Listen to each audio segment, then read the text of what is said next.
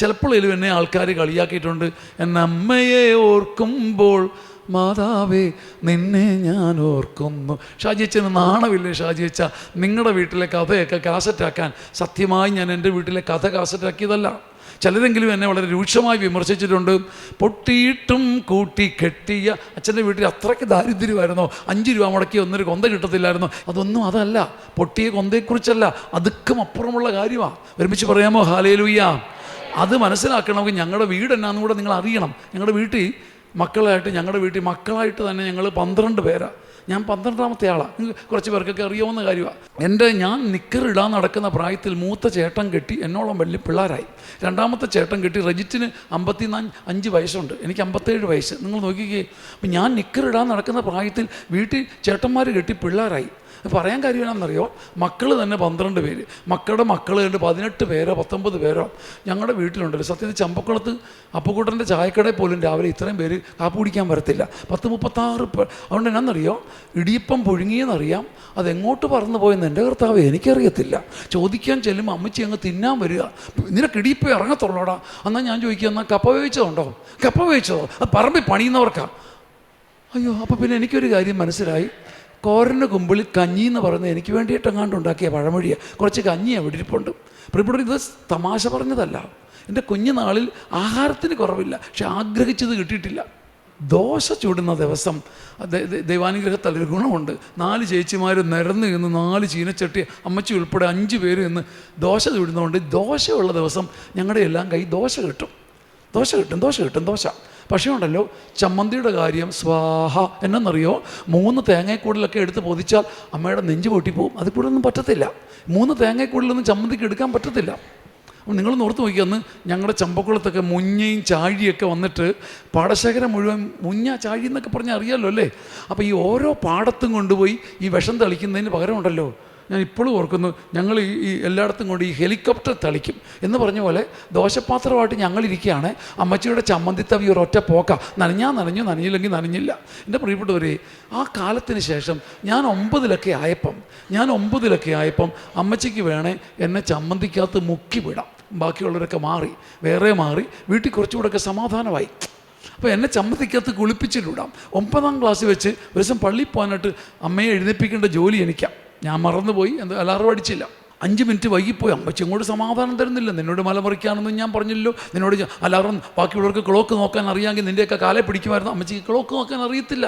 അപ്പോൾ clock alarm വെച്ചത് തെറ്റിപ്പോയി. 5 മിനിറ്റ് വൈകിപ്പോയി. പള്ളി ചെല്ലാൻ അമ്മയ്ക്ക് ദേഷ്യവും വിഷമവും പദം പൊറുക്കലും. ആദ്യത്തെ കുർബാന കഴിഞ്ഞ് ചമ്പക്കുളത്തുനിന്ന് 2 കുർബാനയുണ്ട്. ആദ്യത്തെ കുർബാന കഴിഞ്ഞ് ഞാൻ വീട്ടിൽ വന്നു. ഞാൻ നോക്കിയപ്പം അമ്മ എപ്പോഴോ പാവത്തിന് സമയം അറിയത്തില്ല.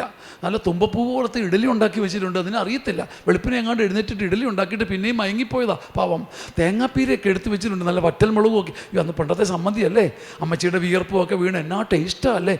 ഇപ്പം ഭൂം ഭൂം എന്ന് പറയുന്ന തുപ്പി വരുന്ന ഈ മിക്സി ചമ്മന്തി കൊണ്ട് അവളെ മടുത്ത്. പണ്ടത്തെ ചമ്മന്തിക്ക് എന്നാ ടേസ്റ്റാ അല്ലേ? എൻ്റെ പ്രിയപ്പെട്ടവരെ, അമ്മച്ചി ഇതെല്ലാം കരുതി വെച്ചിട്ടുണ്ട്. 2ാമത്തെ കുർബാന കഴിഞ്ഞു, അമ്മച്ചിയെ കാണുന്നില്ല. ഞാനിങ്ങനെ നോക്കിയിരിക്കുകയാണ്. 2ാമത്തെ കുർബാന കഴിഞ്ഞാൽ ഇളയമ്മ പോയിരുന്നു, തേച്ചെടുത്തി പോകുന്നു. ഞാൻ ചോദിച്ചു, ഇളയമ്മേ എൻ്റെ അമ്മച്ചിയെ കണ്ടോ? എൻ്റെ മോനെ ചേടുത്തി ആദ്യത്തെ കുർബാനയ്ക്കല്ലേ? ഞാൻ പറഞ്ഞ ആണെന്നേ. ഞങ്ങൾ പോയിട്ട് അമ്മ തേച്ചെടുത്തി ആശുപത്രി സന്ദർശിക്കാൻ അങ്ങനെ. എൻ്റെ പൊന്നു കുഞ്ഞാൽ, ഞാനിപ്പോൾ ആശുപത്രി നാളിൽ വരും. നിങ്ങളുടെ അമ്മച്ചിയൊന്നും ആശുപത്രി വന്നിട്ടില്ല. അപ്പോൾ ആശുപത്രി സന്ദർശനത്തിന് പോയിട്ടില്ല.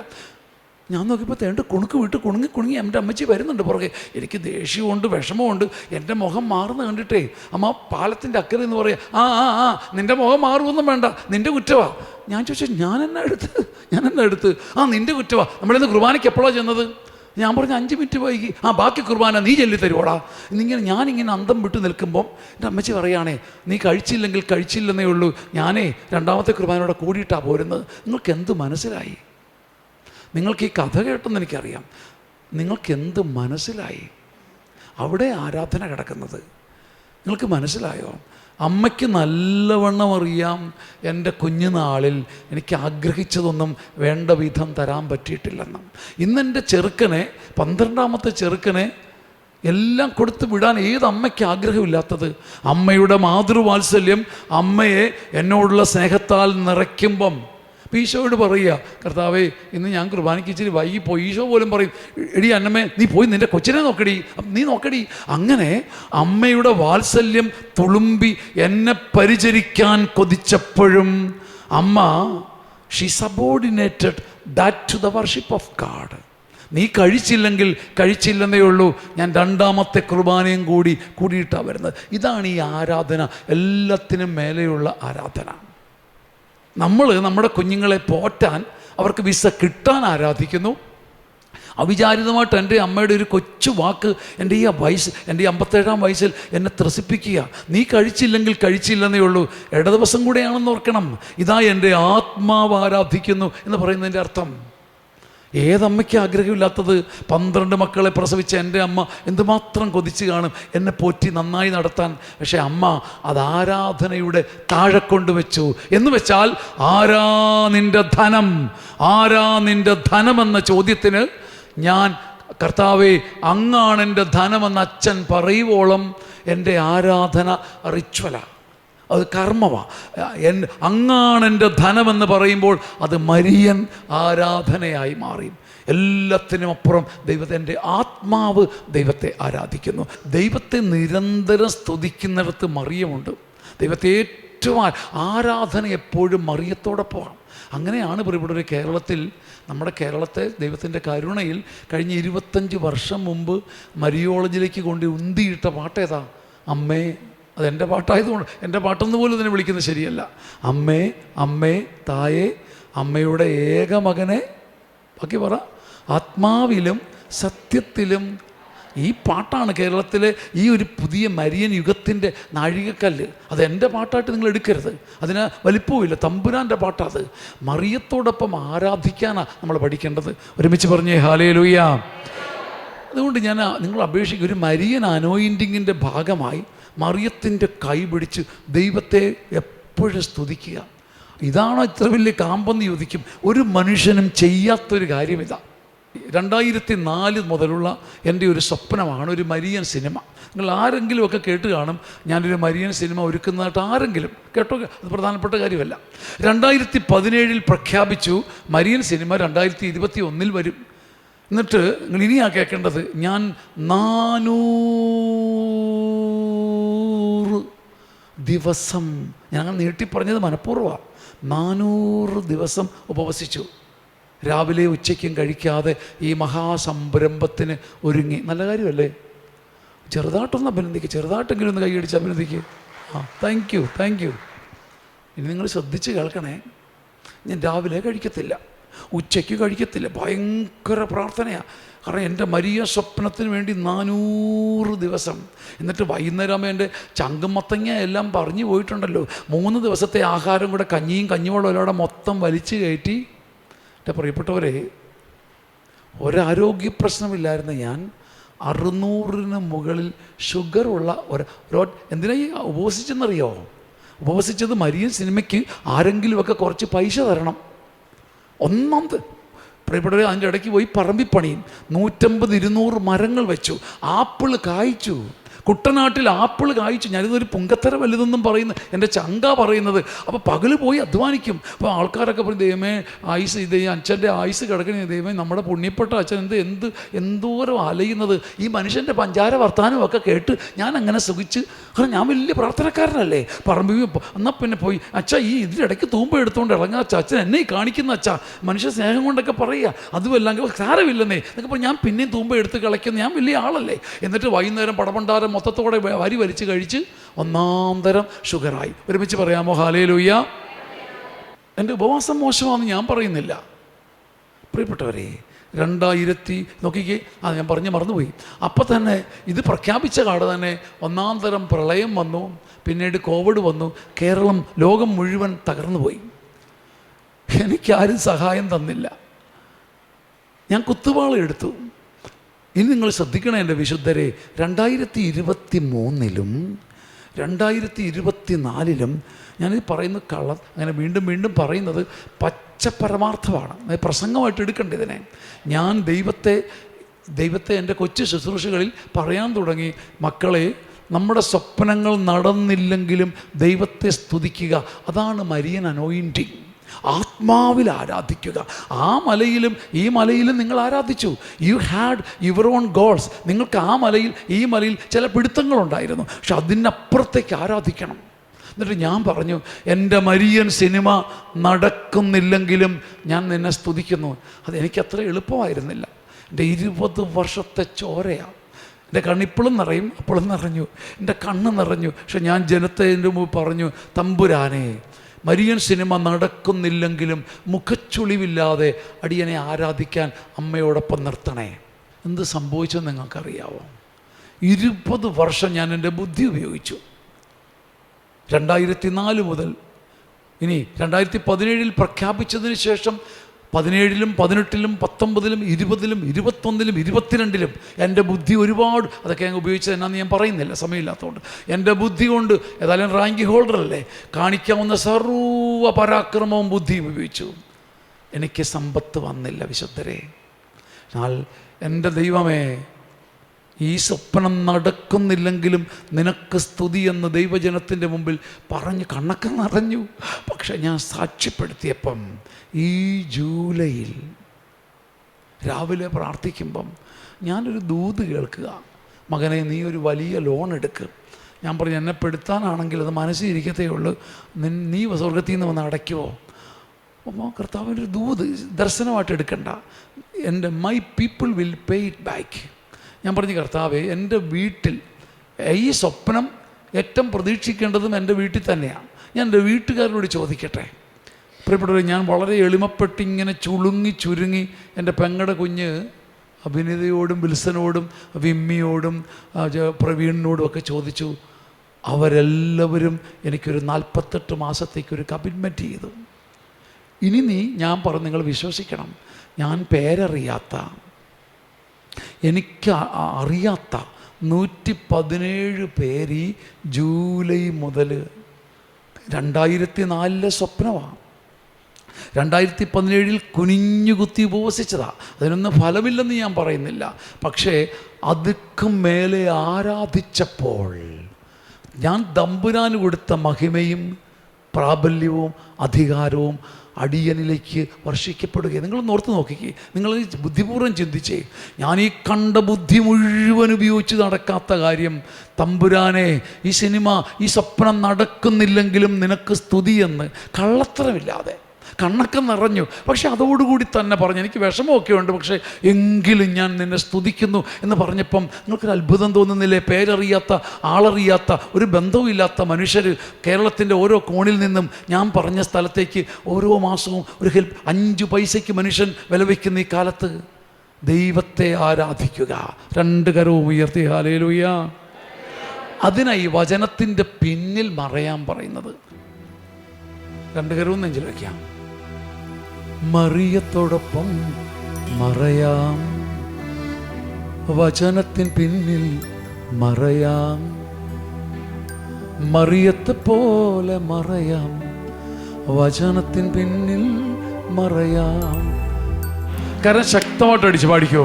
മറിയത്തോടൊപ്പം മറയാം, വചനത്തോടൊപ്പം മറയാം, വചനത്തോടൊപ്പം മറയാം, വചനത്തിൻ പിന്നിൽ മറയാം, മറിയത്തോടൊപ്പം മറയാം, വചനത്തിൻ പിന്നിൽ മറയാം, മറിയത്തോടൊപ്പം മറയാം, വചനത്തിൽ പിന്നിൽ മറയാം, മറയാം, മറ്റൊരു മറിയമാകാം, മറയാം, മറ്റൊരു മറിയമാകാം, മറയാം, മറ്റൊരു മറിയമാകാം, മറയാം, കരമടിച്ച് മറ്റൊരു മറിയമാകാം, വചനത്തിൻ പിന്നിൽ മറയാം, മറിയത്തോടൊപ്പം മറയാം, മറിയത്തോ പഠിക്ക് പഠിക്ക് പഠിക്ക് പഠിക്ക് പഠിക്ക് പഠിക്ക്, മറിയത്തോടൊപ്പം മറയാം, വചനത്തിൻ പിന്നിൽ മറയാം, മറിയത്തോടൊപ്പം മറയാം, വചനത്തിൻ പിന്നിൽ മറയാം, മറിയത്തിൻ പിന്നിൽ മറയാം, മറിയത്തോടൊപ്പം മറയാൻ. Hallelujah hallelujah hallelujah hallelujah hallelujah hallelujah hallelujah hallelujah hallelujah hallelujah. നമുക്കിരിക്കാം. നമ്മൾ ഈ ധ്യാനത്തിൽ മറിയത്തോടൊപ്പം വെറുതെ ദൈവത്തെ ആരാധിക്കണം. നിങ്ങളിത് മറക്കരുത്. മറിയം ആരാധിക്കാൻ വേണ്ടി ജീവിച്ചു, നമ്മൾ ജീവിക്കാൻ വേണ്ടി ആരാധിക്കുക. നല്ല ഇവിടെ നിന്ന് പറഞ്ഞത്, മറിയം ആരാധിക്കാൻ വേണ്ടി ജീവിച്ചു, നമ്മൾ ജീവിക്കാൻ വേണ്ടി. എല്ലാവരും പറഞ്ഞേ, മറിയം ആരാധിക്കാൻ വേണ്ടി. നിങ്ങൾ ഈ പഠനം കേട്ടതാണെങ്കിൽ പോലും ഇതൊരു ശീലത്തിൽ ഒരു 10% ഇത് ശീലിക്കാൻ എനിക്ക് എത്ര വർഷമെടുത്തെന്നറിയാമോ? അതുകൊണ്ടാണ് നിങ്ങളോട് ഞാനിത് പറയുന്നത്. ഗൗരവമാണ്. നമ്മളറിയാതെ, നമ്മുടെ തലയ്ക്കകത്തറിയാതെ നമ്മൾ നിയോഗം പറഞ്ഞു പോകും. ഒരുമിച്ച് പറയാമോ? ഹല്ലേലൂയ. നാം ഇത്രയും കാലം ആരാധിച്ചത് ഒരു റിച്വലാണെന്ന് നിങ്ങളുടെ തലയ്ക്കകത്ത് കയറിയാൽ ഈ മരിയൻ ശുശ്രൂഷ ഗുണപ്പെട്ടു. മറിയത്തോടൊപ്പം ആരാധിക്കുക. അമ്മ നമ്മളെ വന്ന് കെട്ടിപ്പിടിക്കും. മകനെ ആരാധിക്കുന്നവിടത്തെല്ലാം ഏറ്റവും മഹത്വപ്പെടുന്നത് മറിയമാണ്. ഒരുമിച്ച് പറഞ്ഞാട്ടെ ഹല്ലേലൂയ. നോക്കിക്കേ, നമുക്കെല്ലാം വെസ്റ്റഡ് ഇൻട്രസ്റ്റോടു കൂടി ആരാധനയാണ്. ഞാൻ നോക്കട്ടെ, നിങ്ങളുടെ ചേട്ടാ ജെയിംസ് ചേട്ടാ, നിങ്ങളുടെ മകൻ ഇച്ചിരി ചെറുപ്പമായിരുന്ന സമയത്ത് നിങ്ങളുടെ മകൻ ജെറിൻ വന്നിട്ട് daddy is very good, daddy smart, papa is very good. പപ്പായെക്കുറിച്ച് പറയുമ്പോൾ കൂട്ടുകാർക്കൊക്കെ എന്നെ അഭിമാനം വന്നറിയോ? ഇന്ന് വട്ടം ചുറ്റിപ്പിടിക്കുന്നു, ഒന്ന് കെട്ടിപ്പിടിക്കുന്നു, ഉമ്മ വയ്ക്കുന്നു, പോക്കറ്റിൽ നിന്ന് 100 രൂപ എടുത്തുകൊണ്ട് പോകുന്നു.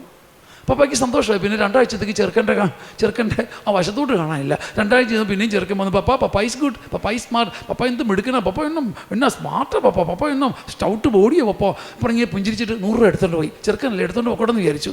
പിന്നെയും 2 ആഴ്ചത്തേക്ക് ചെറുക്കൻ്റെ അനക്കമില്ല. പിന്നെ വരുമ്പോഴത്തേക്ക് ജെയിംസേട്ടൻ പറയും, വേണ്ട 100 രൂപ പിടിച്ചോ.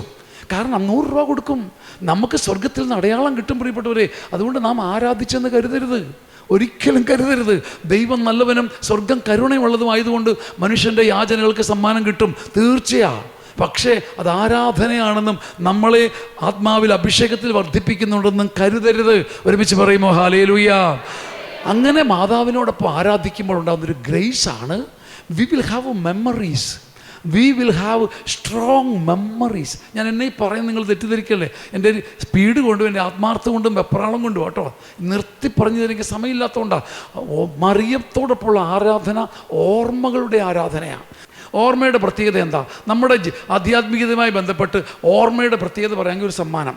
ഞാൻ ചോദിച്ച ഒരു ചോദ്യത്തിനും സൂസൻ്റെ ഉത്തരം പറഞ്ഞിട്ടുണ്ട് കേട്ടോ. ഞാൻ ചോദിച്ച വേറെ ചോദ്യത്തിനൊന്നും ഉത്തരം പറഞ്ഞിട്ടില്ല. സിസ്റ്റേഴ്സെ, ഓർമ്മകളുടെ, നമ്മുടെ ആധ്യാത്മിക ജീവിതവും ഓർമ്മയും തമ്മിലുള്ള വ്യത്യാസം എന്നാ? തേണ്ട കിടക്കുന്നത് കുർബാനയുടെ കാതൽ എന്നാ? ഇത് നിങ്ങളെൻ്റെ തേണ്ട കിടക്കുന്നത്. ഞാൻ പറഞ്ഞേ, നമ്മളിതെല്ലാം റിച്വലാ. ഇത് നിങ്ങളെൻ്റെ ഓർമ്മയ്ക്കായി ചെയ്യുവിൻ എന്ന് വെച്ചാൽ, ഞാൻ നിങ്ങൾക്ക് വേണ്ടി ചെയ്തത് എന്താണെന്ന് ഓർത്താൽ, എന്താണ് ഞാൻ നിങ്ങൾക്ക് വേണ്ടി ചെയ്തതെന്ന് ഓർമ്മയുണ്ടെങ്കിൽ കുർബാനയുടെ സമയത്ത് നിൻ്റെ ചങ്ക് പൊട്ടിക്കോളും. അതിന് പാട്ട് നല്ലതാകണമെന്നില്ല. അച്ഛൻ അലക്ഷ്യമായി ചൊല്ലിയാലും ഞാൻ എന്താണ് ചെയ്തതെന്ന ഓർമ്മയുടെ സെലിബ്രേഷനാണ് കുർബാന. ഒരുമിച്ച് പറഞ്ഞേ ഹല്ലേലൂയ. ഉറക്കെ പറ ഹല്ലേലൂയ. എന്താ ഇത് മറിയുമായിട്ടുള്ള ബന്ധം? മരിയൻ ആരാധനയുടെ പ്രത്യേകത, ഇന്നലകളിൽ നമ്മുടെ ജീവിതത്തിൽ ചെയ്തത്, ദൈവം ചെയ്തത് ഓർത്തിട്ടുള്ള ആരാധനയുടെ പേരാ മരിയൻ ആരാധന. നമുക്കില്ലാത്തത് എന്താ? നമുക്ക് ഓർമ്മയും നന്ദിയുമായി ഇല്ലാത്തത്. ഇന്ന് ഓർത്ത് ആരാധിച്ചാൽ അതിൻ്റെ പേരാണ് മരിയൻ ആരാധന. പൊന്നുമോളെ, നിൻ്റെ ഈ നറു യൗവനത്തിൽ ഒരു ടെൻഷനും ക്രൈസിസും വരുമ്പോൾ നിനക്ക് 7-ാം വയസ്സിൽ 5-ാം പനിയിൽ നിന്നും അത്ഭുതകരമായി ദൈവം രക്ഷിച്ച അത് ഓർത്തിട്ട് ആരാധിക്കുക. ഒറ്റ കാര്യമേ ഉള്ളൂ, ഓർക്കുക, ആരാധിക്കുക. ഓർമ്മകളോടെ ആരാധിക്കണം. ഇന്നലകളിൽ ദൈവം ചെയ്തത് മറക്കുന്നതാണ് പാപം. പാപം എന്ന് പറയുന്നത് മറവിയ, ഓർമ്മയാണ് ലിറ്റർജി, ഓർമ്മയാണ് ആരാധന. അതിൻ്റെ അർത്ഥം എന്താ? മറക്കുന്നതെല്ലാം പാപമാണ്. അത് മറന്നുപോയി. ഇത്ര പെട്ടെന്ന് മറന്നുപോയോ എന്ന് നമ്മൾ ചോദിക്കുന്നത്. ഇത്ര പെട്ടെന്ന് മറന്നുപോയോ? ഞാൻ നിനക്ക് വേണ്ടി ചെയ്ത്, കുർബാനയിൽ അലക്ഷ്യം വരുമ്പം സ്വർഗം ചോദിക്കുന്ന ചോദ്യം, ഞാൻ നിനക്ക് വേണ്ടി ചെയ്തത് നീ മറന്നുപോയോ? ഓർമ്മയുണ്ടെങ്കിൽ നീ ഇങ്ങനെ നിൽക്കത്തില്ല. ഒരുമിച്ച് പറഞ്ഞേ ഹല്ലേലൂയ. നിങ്ങൾക്കത് മനസ്സിലാക്കാൻ ഞാൻ ഒരു കുഞ്ഞു സംഭവം പറയാം. എൻ്റെ വീട്ടിൽ, എൻ്റെ പണ്ടത്തെ, ഞാൻ കുഞ്ഞായിരുന്നു, 1.5-2 വയസ്സൊക്കെ ഉള്ളപ്പം ഞങ്ങളുടെ വീട്ടിൽ പനമ്പ് കൊണ്ടായിരുന്നു വീട്. ഒരു വശത്ത് പനമ്പ്, ഇവിടെയും പനമ്പ്, അപ്പുറം ഇപ്പുറയും തുറന്ന് കിടക്കുക. എന്ന് വെച്ചാൽ തുറന്ന് വലത്ത് കിട്ടിരിക്കുക എന്നല്ല, നെല്ലും ചാക്ക് അടുക്കി വെച്ചിരിക്കുക. കാരണം നെല്ല് പുഴുങ്ങിയാണ് ഞങ്ങൾ ജീവിച്ചുകൊണ്ടിരുന്നത്. അപ്പം നെല്ലും ചാക്ക് അടുക്കി പ്രത്യേകിച്ച് ഭിത്തിമറയില്ല, നെല്ലും ചാക്ക് ഉമിയൊക്കെ അടുക്കി വെച്ചിരിക്കുക. പഴമക്കാർക്ക് കുറച്ചൊക്കെ മനസ്സിലാകും. അപ്പുറം ഇപ്പുറയും നെല്ലും ചാക്കും ഒക്കെ അടുക്കി വെച്ചിരിക്കുകയാണ്. അതിൻ്റെ ഇടയ്ക്കൊരു വാതിൽ പോലെ ഉണ്ട്, അവിടം വഴി കയറും. അപ്പുറം ഇപ്പുറയും പനമ്പാണ്. എൻ്റെ പ്രിയപ്പെട്ടവരെ, അന്നൊരു പെസഹ ഈ ഉത്ഥാന ഈ സ്വർലോകരാജ്ഞിയെ ആനന്ദിച്ചാലും എന്നൊരു പ്രാർത്ഥനയില്ലേ, അത് ഏത് കാലത്തെ? ഉത്ഥാന കാലത്തല്ലേ അല്ലേ? അപ്പോൾ ആ പ്രാർത്ഥന ഞങ്ങളുടെ വീട്ടിൽ ചൊല്ലുന്ന ഒരു കാലമാണ്. എന്നാന്നറിയോ, ഞങ്ങളുടെ വീട്ടിൽ ആ പ്രാർത്ഥന ചൊല്ലുന്നതിന് പ്രത്യേക രീതിയുണ്ട്. എന്നാന്നറിയോ, ഒന്നാമത്തെ കാര്യം ശ്രദ്ധിച്ച് കേൾക്ക്. അമ്മ എന്നെ പാല് തന്ന് ഉറക്കിയിട്ട് എല്ലാവരും വിളിയുടെ കുഞ്ഞ് ഇവിടെ കുട്ടപ്പ പക്കച്ച കുഞ്ഞപ്പ ചാക്കച്ച എല്ലാവരെയും വിളിച്ച് വരുമ്പോൾ തന്നെ 8:30 മണിയാവേ. കാരണം ഇത്രയും പേരെ വിളിച്ചു കൂട്ടണ്ടേ. വാ പിള്ളേരെ, ഈ ചെറുക്കനെ എന്നെ ഉറക്കി കിടത്തിയിട്ടാണ് പ്രാർത്ഥന, മനസ്സിലായില്ലേ? എന്നെ ഉറക്കി കിടത്തിയിട്ട് സ്വർലോകരാജ്ഞി ആനന്ദിച്ചാലും ഇങ്ങനല്ല ഞങ്ങളുടെ വീട്ടിലെ പ്രാർത്ഥന. സ്വർലോകരാജ്ഞി ആനന്ദിച്ചാലും അയ്യോടാ, ഇങ്ങനല്ല ഞങ്ങളുടെ വീട്ടിലെ പ്രാർത്ഥന. സ്വർലോകരാജ്ഞി ആനന്ദിച്ചാലും പ്രാർത്ഥന ഉത്തരം ഇതാണ്, പക്ഷെ ഇങ്ങനല്ല പ്രാർത്ഥിക്കുക. എന്നാന്നറിയോ, സ്വർലോകരാജ്ഞി ആനന്ദിച്ചാലും എല്ലാവരുടെ കൂടി ഹല്ലേലൂയ. എന്നാന്നറിയോ, എന്നെ എങ്ങനെയും ഉണർത്തി ആ വീട്ടിലെ പ്രാർത്ഥന ക്യാൻസൽ ആകുമല്ലോ. അപ്പോൾ എല്ലാവരുടെ കൂടി ഭൂമിയിലെ രാജ്ഞിമാരും കൂടെ കൂടി ഹല്ലേലൂയ എന്ന് വെക്കും. അങ്ങനെ ഞാൻ അങ്ങ് ഉണർന്നു പോയി. ഒരു അമ്മച്ചി, എൻ്റെ പൊന്നി എൻ്റെ ചെറുക്കൻ നിന്നെ എന്തുമാത്രം സമയം എടുത്ത് എൻ്റെ കാര്യം നിനക്ക് ഒന്ന് ഉറങ്ങി കിടന്നുകൂടെ എന്നും പറഞ്ഞുകൊണ്ട് എന്നെ എടുത്തങ്ങോട്ട് മാറ്റുകയും എന്നെ കിടത്തിയിടത്തേക്ക് നെല്ലും ചാക്കെല്ലാം കൂടി ഇടിഞ്ഞു വീഴുകയും ചെയ്തു.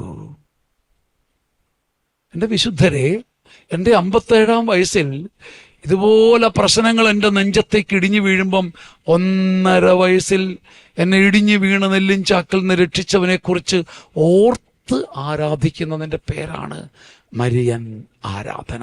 ഓർമ്മകളോടെ ആരാധിക്കണം. നമ്മൾ ഇന്നത്തെ ടെൻഷനിൽ ഇന്നലകളെ ഓർത്ത് ആരാധിക്കണം. മറിയം പറഞ്ഞു, അവിടുന്ന് ഭുജം കൊണ്ട് ശക്തി പ്രകടിപ്പിച്ചു. That I do remember that. ഹൃദയവിചാരത്തിൽ അഹങ്കരിച്ചവരെ ചിതറിച്ച ചരിത്ര സംഭവങ്ങൾ എനിക്ക് നല്ല ഓർമ്മയുണ്ട്. അതുകൊണ്ട് ഞാൻ എൻ്റെ ആത്മാവ് ആനന്ദിക്കുന്നു, ചിത്തം സന്തോഷിക്കുന്നു. ശക്തരെ സിംഹാസനത്തിൽ നിന്ന് ഇറക്കിയ മഹാപ്രവൃത്തികൾ എനിക്ക് ഓർമ്മയുണ്ട്. അതുകൊണ്ട് എൻ്റെ ആത്മാവ് സന്തോഷിക്കുന്നു. എളിയവരെ ഉയർത്തിയത് എൻ്റെ കൺമുമ്പിൽ കണ്ടതുപോലെ ഞാൻ ഓർക്കുന്നുണ്ട്. അതുകൊണ്ട് ഞാൻ നിന്നെ ആരാധിക്കുന്നു. ഒരുമിച്ച് പറയാമോ ഹല്ലേലൂയ, ഹല്ലേലൂയ. സ്വരമുയർത്തി പറയുമോ ഹല്ലേലൂയ. എൻ്റെ വിശുദ്ധരെ, എന്നെ താരാട്ട് പാടുന്ന സമയത്ത് ഞങ്ങളുടെ വീട്ടിൽ ഓരോ കാര്യങ്ങളൊക്കെ വിചിത്രമാണ്. ഈ ഒത്തിരി ആളെണ്ണം ഉണ്ടായിരുന്നുകൊണ്ട് എല്ലാം വിചിത്രം. എന്നറിയോ, അമ്മച്ചിയാണ് എല്ലാവരെയും പ്രസവിച്ചത്, അത് ശരി, എല്ലാവർക്കും അറിയാം. പിന്നെ അമ്മച്ചിയാണ് കേന്ദ്ര ഭക്ഷ്യവിതരണ മന്ത്രി, അമ്മയാണ് പ്രധാന പാചകക്കാരി, കേന്ദ്ര ഭക്ഷ്യവിതരണ മന്ത്രി. ഓരോരുത്തർക്കും ഓരോ വകുപ്പാണ്.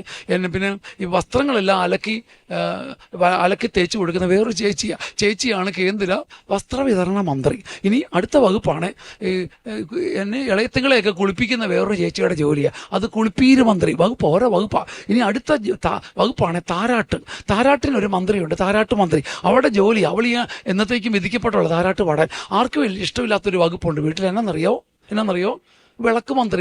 ഇങ്ങനെ വിളക്കം പിടിച്ചുകൊണ്ട് ഇങ്ങനെ കോല് പോലെ നിൽക്കണം. എന്നറിയാം, അന്ന് കറണ്ടില്ല. ഈ വിളക്ക് മന്ത്രി ഇങ്ങനെ ആടി ഈ പിടിക്കുന്നതിൻ്റെ ഇടയ്ക്കേ വീട്ടിലെ അയ കിടന്നത് ഈ തൊട്ടിലിൻ്റെ മേളിൽ കൂടാ ടെറിക്കോട്ട മോഡല്ല ബും എന്ന് പറഞ്ഞ് കത്തി അങ്ങ് വീണു. എന്നെ ട്രൗമയിൽ നിന്ന് രക്ഷിച്ചു. എൻ്റെ തൊട്ടിലേക്ക് കത്തി വീണ തീക്കുണ്ടത്തിൽ നിന്ന് എന്നെ രക്ഷിച്ചു. ഇതൊരു തമാശ. പ്ലാസ്റ്റിക് കയറി ഉരുകി തൊട്ടിൽ പൊട്ടിയില്ല. കാരണം ഇവരൊക്കെ ഒരു ഉറക്കച്ചടവില്ല നിൽക്കുന്നത്. ഒരു 2 സെക്കൻഡ് വൈകിയപ്പോലെ ഭുമ്മെന്ന് ടെറിക്കോട്ടൻ ഉരുകി താഴോട്ട് വീണു.